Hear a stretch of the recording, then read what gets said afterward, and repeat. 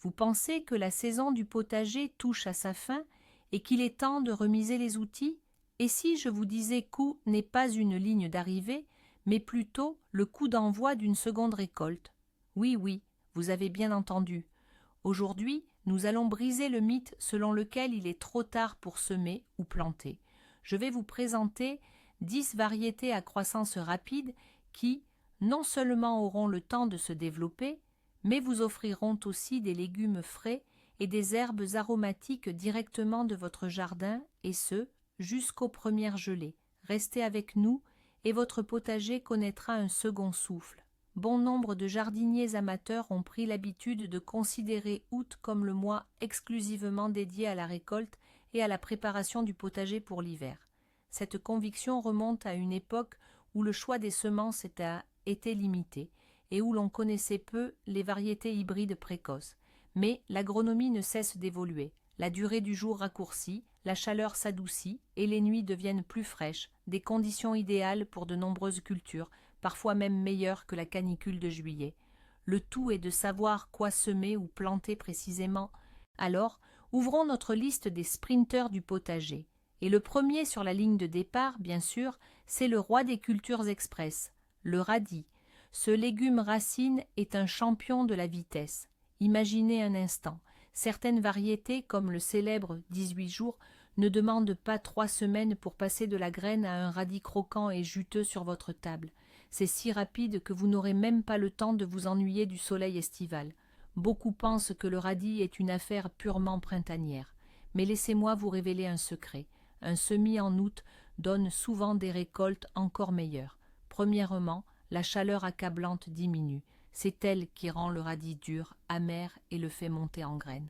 Dans la fraîcheur du sol d'août, ce problème est quasiment inexistant. Deuxièmement, les jours raccourcissent. Or, le radis est une plante de jours courts, et cela lui est particulièrement favorable. Dans ces conditions, il concentre toute son énergie sur la formation d'une racine charnue et juteuse, plutôt que sur le développement inutile de son feuillage. De plus, la principale ennemie du jeune radis, l'altise des crucifères, est moins active à la fin de l'été. Alors, que faut-il pour réussir? C'est très simple. Choisissez des variétés ultra précoces. Outre le 18 jours, le petit déjeuner français ou le chaleur sont d'excellents choix. Semez les graines peu profondément, à peine 1 cm ou 1,5 cm. Et le plus important, maintenez le sol constamment humide. Un sol desséché garantit des radis creux et piquants. Imaginez, mi-septembre, et vous croquez dans des radis ultra frais et légèrement doux, tout droit sortis de votre jardin. C'est une excellente façon de prolonger la saison du jardinage. Viennent ensuite les légumes feuilles, et là évidemment les salades de toutes sortes sont en tête de liste. Vous vous souvenez à quel point la salade peut être capricieuse en été?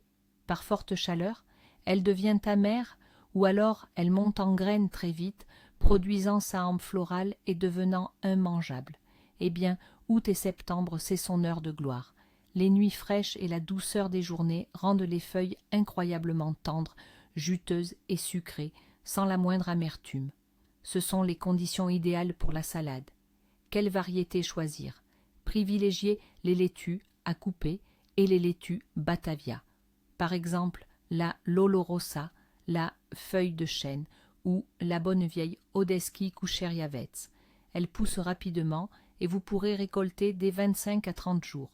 En revanche, avec les variétés paumées comme l'iceberg, mieux vaut ne pas prendre de risques. Elles pourraient ne pas avoir le temps de former une pomme dense avant les premiers froids. L'astuce principale, ne pas trop enterrer les graines. Il suffit de les disperser à la surface d'une terre humide et de les recouvrir très légèrement de terre ou de terreau. Et, comme pour les radis, ne laissez pas la terre s'assécher. Le bonus le plus appréciable, vous n'avez pas besoin d'attendre qu'un plant entier soit formé. Vous pouvez simplement prélever les feuilles extérieures au fur et à mesure de vos besoins et le plant continuera de pousser et de produire de nouvelles feuilles. C'est un véritable tapis roulant de verdure pour vos salades d'automne. Préparez-vous à découvrir un autre champion de votre potager d'automne, l'épinard. Nombreux sont les jardiniers qui ont tenté de le cultiver au printemps et ont été déçus. À peine les premières feuilles apparaissent, qu'il monte déjà en fleurs, devient coriace et perd toute saveur. une situation que vous connaissez bien, n'est-ce pas? Eh bien, le secret, c'est que l'épinard, tout comme le radis, n'apprécie guère les longues journées et la chaleur estivale. Pour lui, c'est le signal qu'il est temps de monter en graines et non de développer de belles feuilles charnues. La plantation en août, c'est la solution miracle. Les journées raccourcissent, les nuits se rafraîchissent. Dans ces conditions, l'épinard se sent parfaitement à l'aise. Il ne se hâte pas de monter en fleurs, mais développe au contraire une magnifique rosette de feuilles larges, charnues et d'un vert intense. Croyez-moi, l'épinard d'automne, c'est vraiment une toute autre histoire. Il est bien plus tendre et sucré que celui que vous récoltez au printemps. Optez pour des variétés comme le matador ou le géant d'hiver. Dès 1 mois à 1 mois et demi, vous pourrez récolter les premières feuilles pour agrémenter vos salades, vos smoothies ou vos plats chauds. C'est une véritable bombe de vitamines qui soutiendra votre immunité tout au long de l'automne. En semant vos épinards en août, vous obtiendrez une récolte dont vous n'auriez pu que rêver au printemps. C'est un excellent moyen d'occuper les parcelles laissées vacantes dans votre potager, et ce, de la manière la plus utile qui soit. Et la roquette, alors, si vous aimez les saveurs affirmées, cette verdure au caractère bien trempé, avec ses notes subtiles de noisettes et une pointe poivrée, le mois d'août est le moment idéal pour la semer. Cette plante aromatique pousse à une vitesse incroyable et, ce qui est encore mieux, son goût s'affine et devient plus délicat avec la fraîcheur de l'air. En été, sous un soleil ardent, les feuilles de roquette peuvent devenir trop fibreuses et leur amertume trop prononcée. Mais sous la chaleur plus clémente d'août et de septembre, son piquant gagne en noblesse et en finesse. Elle n'agresse plus le palais, mais complète harmonieusement vos plats. Dès 3, maximum 4 semaines après le semis, vous pourrez récolter les premières jeunes feuilles. Et l'un des plus grands atouts de la roquette, c'est sa capacité à repousser. Nul besoin d'arracher le plant entier. Il suffit de couper ou de pincer délicatement les feuilles extérieures en laissant le cœur de la plante intact, et elle vous offrira de la verdure fraîche encore et encore pratiquement jusqu'aux premières gelées. Imaginez de la roquette fraîche et parfumée pour vos pizzas, salades ou sandwichs, directement de votre potager en plein cœur de l'automne. C'est sans doute le moyen le plus simple d'apporter une touche d'élégance italienne à votre table sans pratiquement aucun effort. 李妹的葬礼，整个村子的人都来了，只有她的家人没有陪她走过这最后的一刻。陈孝蕙站在一旁，不敢靠近棺材。陈刚始终没有出现，继续生活在他自己虚构的世界里。当你土沉闷地落在棺材盖上时，墓地的寂静被一声孤独而绝望的哭泣打破。那是虚灵，那个乡村医生。他跪倒在新坟前，人有冰冷的雨水冲刷，将所有的过错都归咎于自己。我没能照看好，我没有及时发现。丽美，如果你能原谅我。他喃喃自语。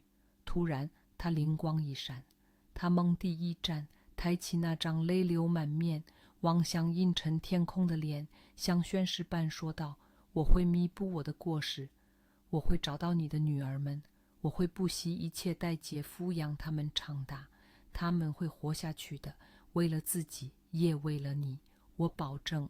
虚灵在冰冷雨中许下的实验成了他生命中的火焰与意义。他没有等待，得知陈孝蕙签署了放弃生命后，他立即赶往暂时安置孩子们的婴儿之家。园长办公室就像一座冰冷的、充满冷漠逻辑的堡垒。办公桌后的女士严重透着疲惫，姿态却坚如磐石。她毫无同情心地听着虚灵的讲述。姑娘，你清醒吗？她的声音感涩，像秋天的落叶。你一个单身女性，一个工资微薄的乡村医生，你打算怎么抚养2个重病缠身的孩子？他们需要手术，需要康复，这些都将耗费一大笔财富。园长说的每一个字都像钉子一样钉在了虚灵希望的棺材盖上。可我发过誓，他试图反驳，园长打断了他，不给他继续说下去的机会。你的实验治不好他们，而且你来晚了，已经有领养家庭找到了他们，是非常富有、体面的人，他们今天来提交最后的文件。就在这一刻，门轻轻地开了，一对50岁左右的夫妇走了进来，他们的脸上凝固着一丝淡淡的忧伤和一丝怯生生的希望。看到他们手中的文件夹，许灵明白这是终结，或者是他最后的希望。那一刻，他再也无法克制，他猛地站起来，不顾原场愤怒的目光，转向那对夫妇。一股热烈、绝望、真挚的言语洪流从他口中倾泻而出。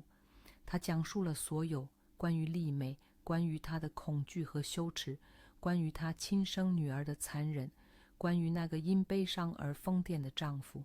他谈到了自己的过失，以及在婚前许下的誓言，那是支撑他活下去的唯一理由。他不是请求，他是祈求。王卫和张丽丽这对夫妇听着他的讲述，他们原本的平静在眼前一点点瓦解。当徐灵理解地停下时，办公室里只剩下寂静。王卫啾啾地看着他，然后又看向妻子，他的眼中浮现出坚定的决心。我们不会放弃这2个孩子，他坚定地说，我们会支付所有的手术费用，我们会给他们金钱能买到的一切最好的东西。但是您，他停顿了一下，您能给他们金钱买不到的东西。我们不是要聘请您做保姆，我们邀请您成为他们的第2个母亲，和我们一起住，永远和他们在一起。18年光引入白驹过隙，有无数不眠之夜，医院走廊、颠地胜利和无尽的爱编织而成。王卫和张丽丽的财富创造了医学奇迹，徐灵的爱泽创造了心灵的奇迹。那2个被命名为雅欣和慧敏的女孩长大了，心脏病和视力问题都已成为过去。她们被最优秀的医生和母亲般的关怀所战胜。徐灵终身为家，她不需要其他家庭，因为她已经有了自己的家庭。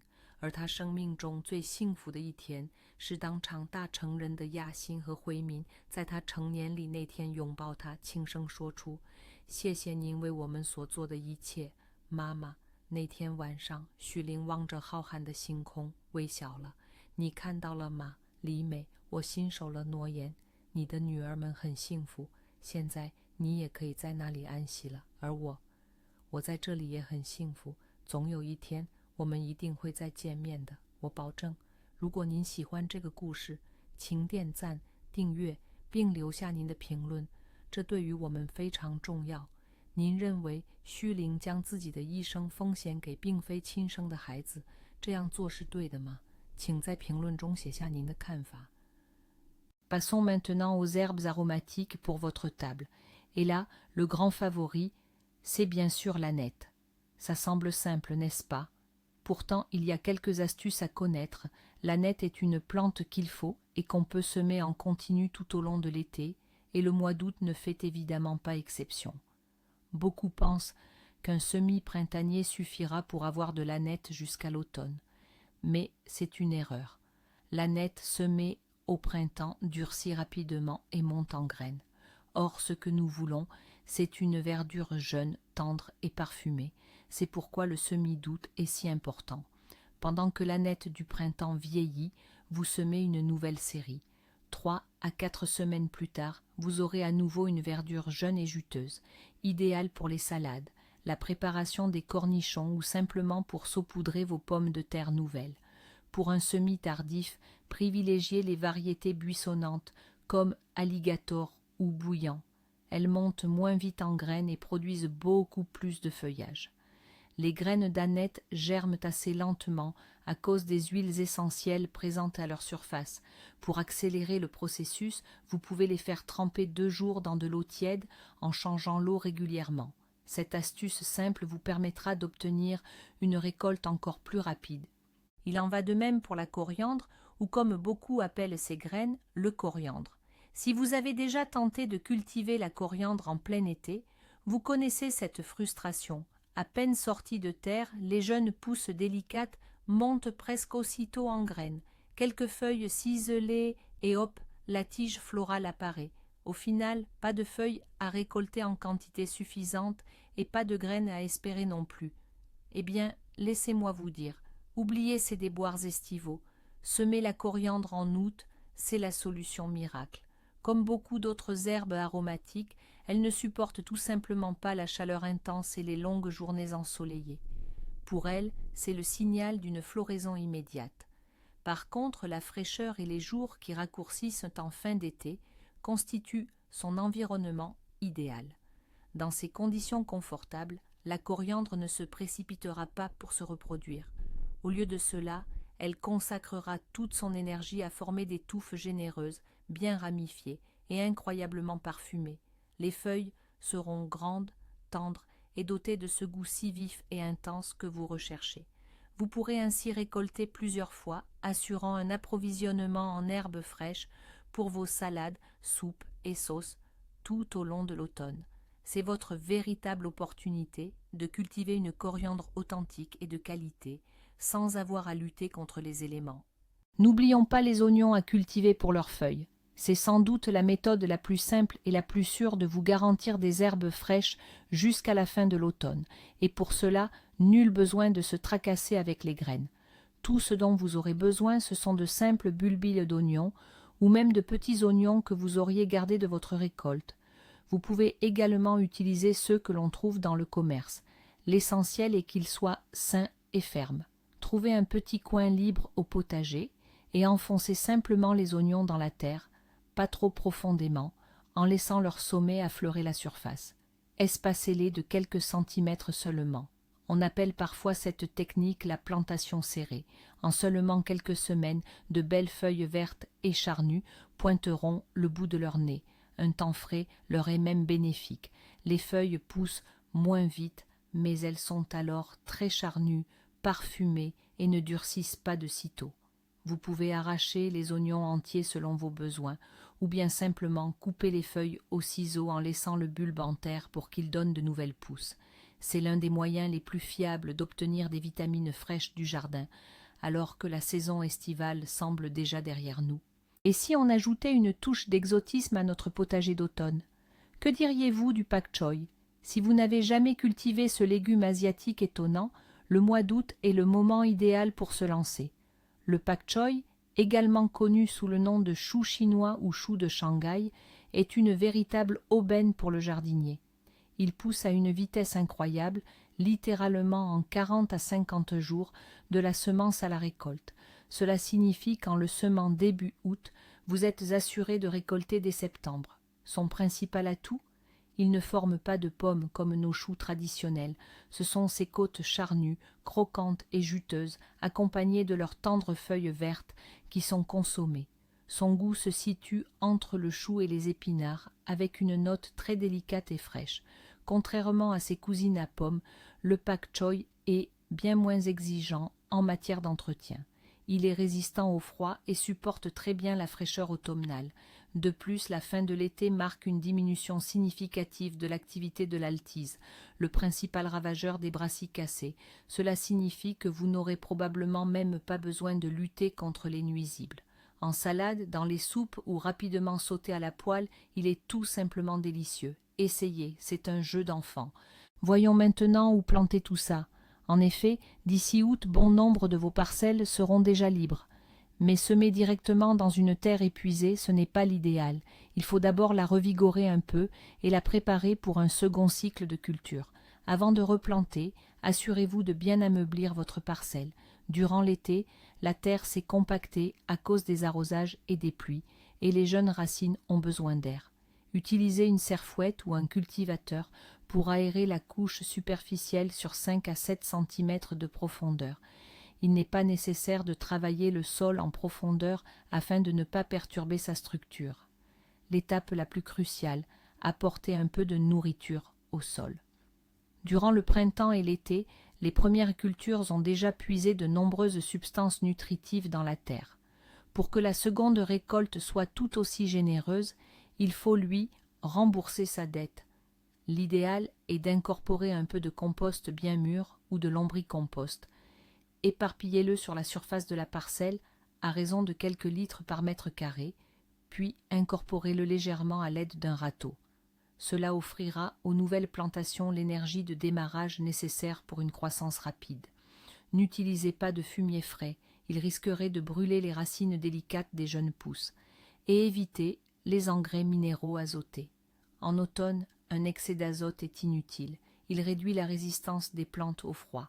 Un peu de compost et votre parcelle sera de nouveau prête à vous offrir de belles récoltes. Et maintenant, parlons de l'essentiel, l'eau. L'arrosage est en effet un point crucial. Ne vous fiez pas à l'idée que août, c'est déjà presque l'automne.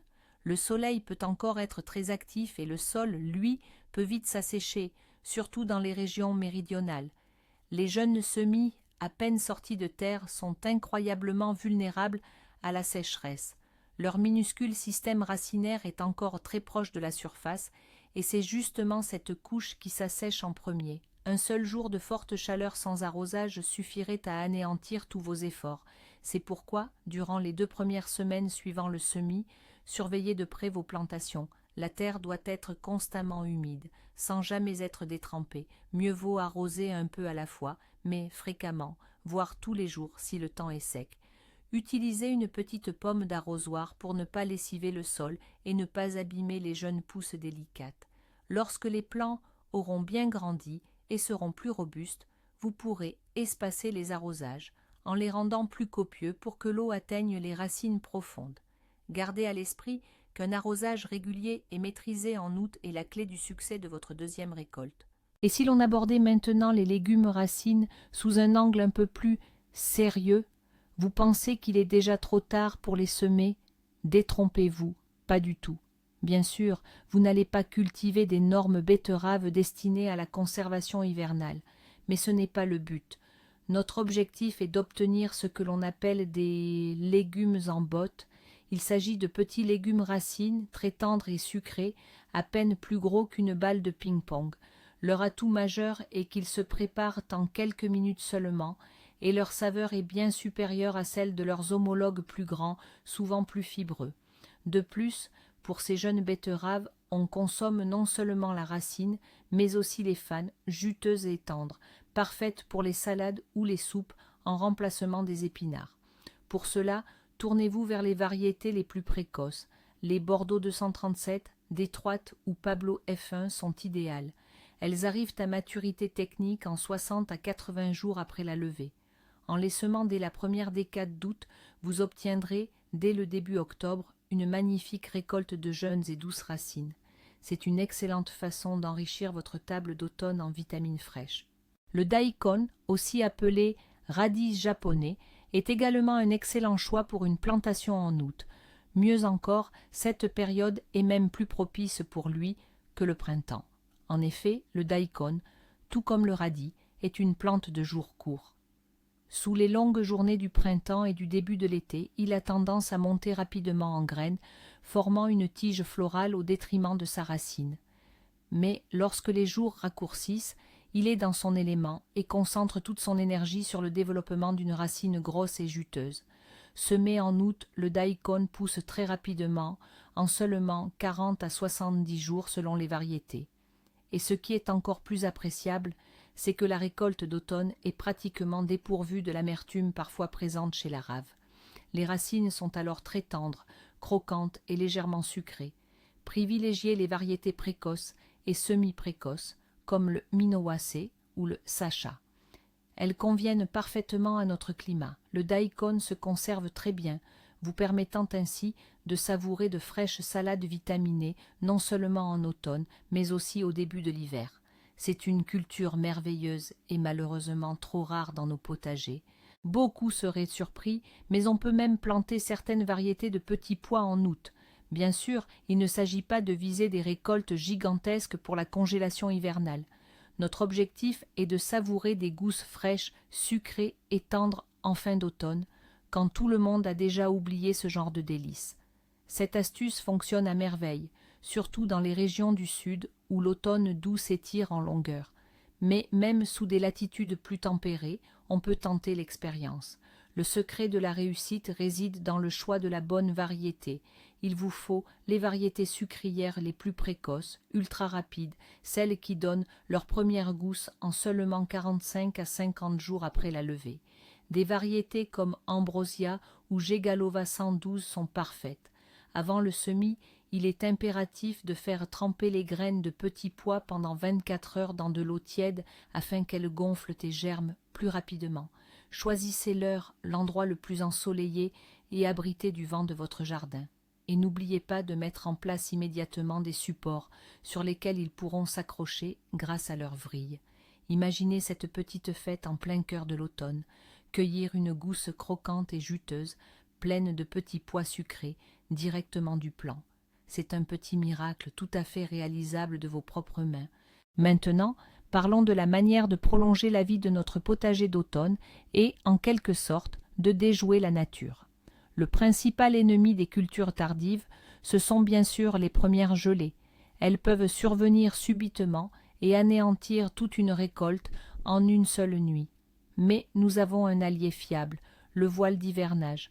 Cette couverture légère en matière non tissée, telle que le spunbond ou le lutrasil, est capable de faire des miracles. Même le voile d'hivernage le plus fin, d'une densité de 17 à 30 grammes par mètre carré, peut protéger vos plantes des gelées allant jusqu'à -2, voire -3 degrés Celsius. Cela peut vous offrir 2 à 3 semaines de végétation supplémentaire, ce qui est souvent décisif pour les récoltes d'automne.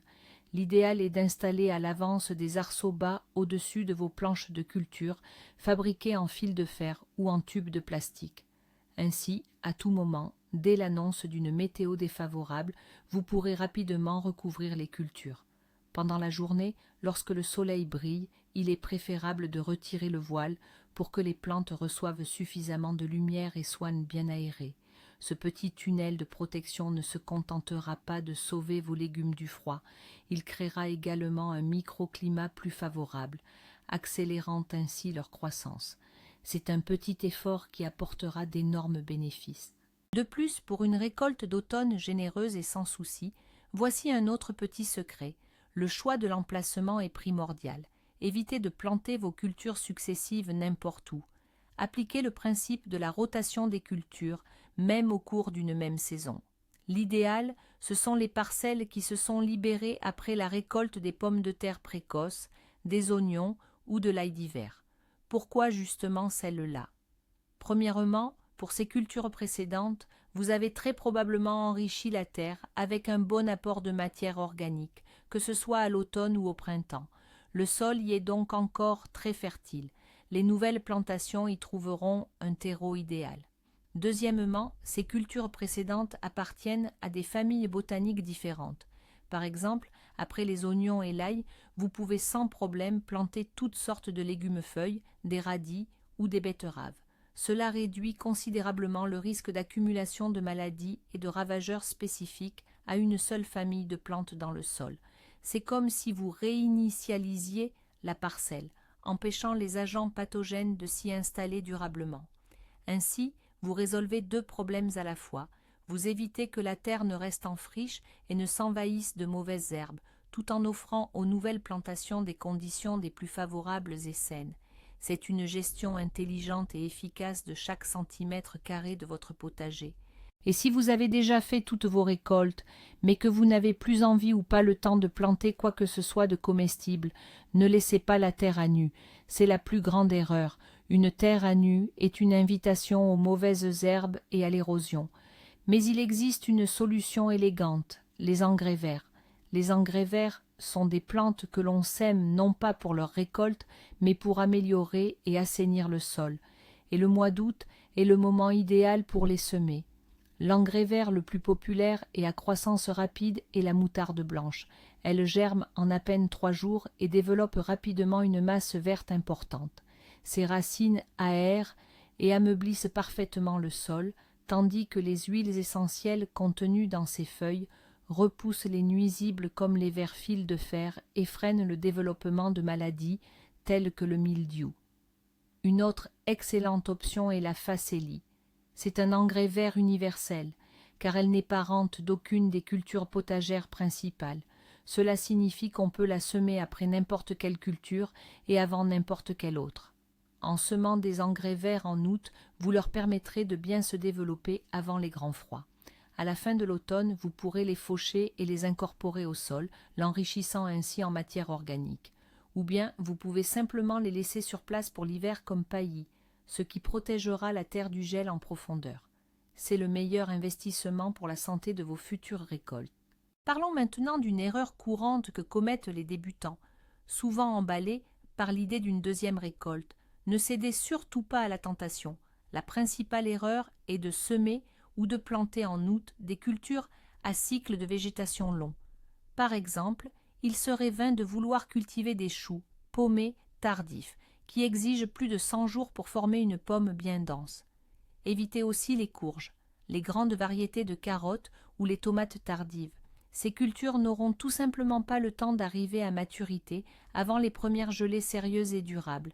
Vous y gaspillerez votre énergie, votre temps et de précieuses semences pour ne récolter au final que du feuillage ou des fruits non mûrs qui gèleront en octobre. C'est une perte de ressources totalement inutile. Retenez bien ceci, août est le mois des sprinteurs, pas des marathoniens. Optez uniquement pour les variétés et cultures que nous avons abordées aujourd'hui. Radis, légumes-feuilles, betteraves précoces et daikon. Concentrez-vous sur des cultures dont le cycle de maturation n'excède pas 60, voire 70 jours au grand maximum. C'est la seule façon de garantir que vos semis tardifs vous offriront une excellente récolte. Soyez réaliste, et la nature vous le rendra. Le paillage est la touche finale essentielle pour assurer le confort de vos plantations d'août et les aider à affronter les caprices de l'automne. De nombreux jardiniers utilisent activement le paillis au printemps et en été, mais l'oublient étrangement à l'automne. Pourtant, c'est une erreur, car en automne, le paillage est peut-être encore plus crucial. En journée, le sol peut encore se réchauffer au soleil, mais la nuit, il se refroidit déjà fortement. De tels écarts de température brusques sont très stressants pour le système racinaire des plantes. Une couche de paillis organique, par exemple de l'herbe tondue et légèrement fanée, de la paille ou des feuilles mortes, agit comme une couverture. Elle atténue ces variations, conservant la chaleur accumulée pendant la journée et empêchant les racines de se refroidir excessivement durant la nuit. De plus, le paillis aide grandement à préserver l'humidité précieuse du sol. Le mois d'août est souvent sec, et sous une couche de paillis, le sol évapore l'eau beaucoup plus lentement, ce qui permet de réduire les besoins en arrosage. Et bien sûr, il limite la pousse des adventices, qui, même en automne, ne restent pas inactives. Ainsi, dès que vos jeunes plants auront un peu grandi et se seront fortifiés, n'oubliez pas de pailler les interlignes. Cette pratique culturale simple améliorera grandement le confort de vos plantes et les aidera à mieux se préparer au froid de l'hiver. N'oubliez pas, la récolte d'automne n'est pas un simple prolongement de celle d'été. Elle possède son propre charme et des saveurs uniques. De nombreux jardiniers expérimentés affirment que les légumes mûris par temps frais sont souvent plus savoureux que ceux de l'été. Et il y a une explication scientifique à cela. Les nuits fraîches et la chaleur diurne modérée ralentissent les processus de respiration des plantes. Ainsi, les sucres produits dans les feuilles lors de la photosynthèse sont moins activement consommés. Ils s'accumulent alors dans les légumes racines et les feuilles. C'est pourquoi les carottes ou les betteraves d'automne semblent souvent plus sucrées que celles de l'été. Les légumes feuilles, comme les épinards ou la laitue, deviennent plus croquants, juteux et tendres, perdant ainsi leur amertume superflue. Même le radis, cultivé dans la fraîcheur, acquiert un goût plus doux et plus harmonieux. Alors, en plantant des légumes en août, vous ne faites pas que prolonger la saison. Vous vous offrez l'opportunité de découvrir de toutes nouvelles saveurs pour vos cultures habituelles. C'est un véritable cadeau de la nature pour ceux qui ne sont pas pressés de dire adieu à leur potager et sont prêts à lui offrir une seconde chance. Et c'est là que réside le véritable tournant. Le légume le plus précieux que vous puissiez planter en août, c'est votre espoir de prolonger la saison. Vous voyez, il ne s'agit pas seulement de radis ou d'épinards. Il s'agit de briser ce stéréotype de la fermeture du potager. Ce geste simple, semer quelque chose en fin d'été, change complètement votre rapport au jardin. Il cesse d'être un court sprint printanier et estival pour se transformer en un véritable marathon, qui vous procure du plaisir et des produits frais presque jusqu'aux premières neiges. Vous ne récoltez pas seulement une récolte supplémentaire, vous prolongez la joie du jardinage, vous obtenez des vitamines fraîches quand les prix des magasins commencent à grimper, et vous vous prouvez à vous-même que les possibilités de votre parcelle sont bien plus vastes que vous ne l'imaginiez. En résumé, l'août n'est pas une fin, mais une merveilleuse opportunité d'obtenir une deuxième, voire une troisième récolte de vos plates-bandes. Les légumes-feuilles à croissance rapide, les radis, le daikon et même les petits pois sont tous prêts à vous régaler de leur fraîcheur et de leur saveur cet automne. L'essentiel, c'est de ne pas avoir peur d'expérimenter et d'agir sans attendre. Merci d'avoir regardé cette vidéo jusqu'au bout. Si elle vous a été utile et inspirante, n'oubliez pas de mettre un pouce bleu et de vous abonner à la chaîne pour ne rien manquer de nos nouveaux conseils pour votre jardin et potager. Et maintenant, une question pour vous. Qu'avez-vous prévu de planter en août? Ou peut-être avez-vous un légume secret pour une plantation tardive que je n'aurais pas mentionné? Partagez vos expériences en commentaire, ce sera un plaisir de lire vos astuces et vos récits.